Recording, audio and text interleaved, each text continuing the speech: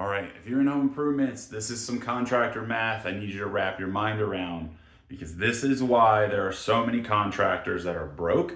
And then this is why there are so many contractors who are incredibly, wealthy. They're doing really well. It's very, very simple.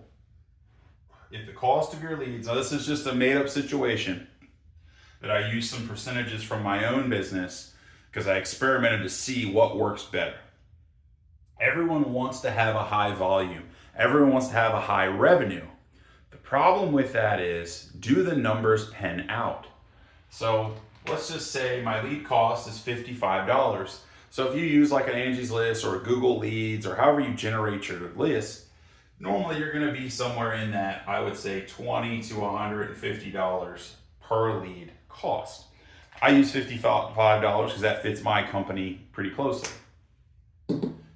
The lead cost is $55. Out of every 10 leads I make a sale. So my cost per lead, cost per sale is $5.50. Okay? My cost per sale. If I lower my prices and my profit margin, so instead of making 50%, I drop it down to 25 or 30, somewhere in there, I have to look at how much money did I actually make.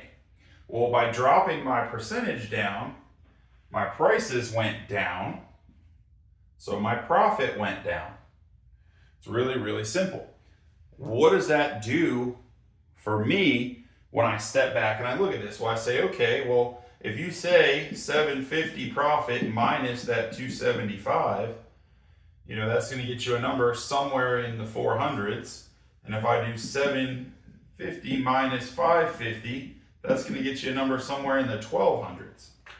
Well, which one would you rather make? It's very simple. I made $1750 average profit on these jobs, but I only sold 1 out of 10 leads to get to that level. So in essence, this guy did way less work and made more money. Where if this guy would have got 10 leads, he would have made 2 sales. So I'll back it up and I'll show you what I mean by that. So if everything's being equal, leave the numbers the same. If this guy, this same level here, he got 10 sales, then we know that's just going to double these numbers. So $1,750 is going to be $1,500 profit. And his cost is double, which I believe will end up being like $550. He is cheaper in this section. He's cheaper. His profit, his percentages are lower. But look at the numbers. He sold 2 jobs for $1,500 profit. I sold 1, and I made $1,750. So I, in essence, did half the amount of work and made more money. The problem a lot of contractors run into is they ignore this math. They don't look at what does a lead cost? How many leads do I need before I make a sale? You might need 10 leads because you can't sell anything.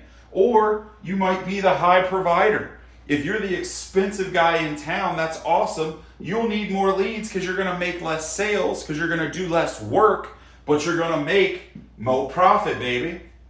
And profit is what we want. Profit is the only metric that matters in business. If you aren't making a profit, congratulations, you're not in business. You are in a charity. Or you are paying people to do work for them, which makes no sense. So if profit is the main center of function, profit is number 1. It's profit versus the work you have to do for it. How much work does it take to get to your profit number? I want you to do as low work, small volume of work as possible for the highest profit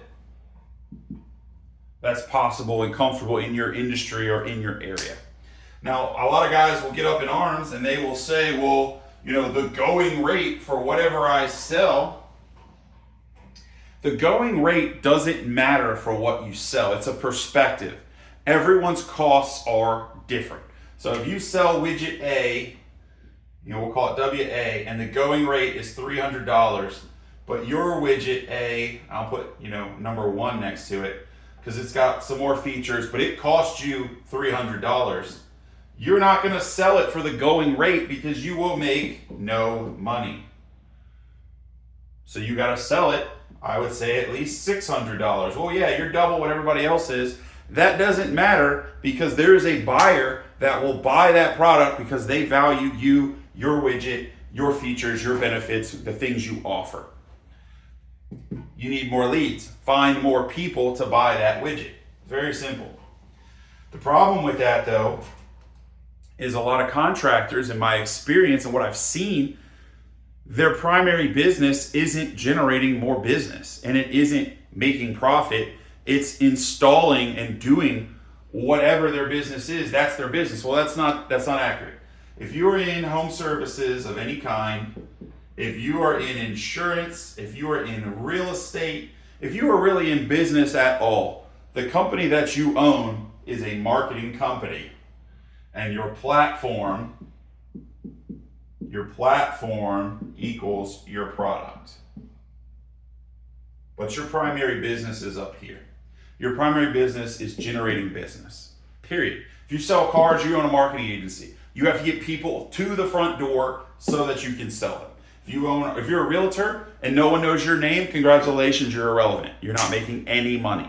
You want to know why $1 Million Listing was such a big deal? Because it was free marketing for all the guys on that show. There's a few guys on that show. One in particular in New York had no business being on the show, told them he was the greatest realtor ever, and now he is the greatest realtor ever on the highest performing team because his marketing is the best there is. That is what I'm telling you. So your pricing is not everything, but it's the most important thing if it's wrong. If the pricing is wrong, it's the most important thing you have to fix. Normally,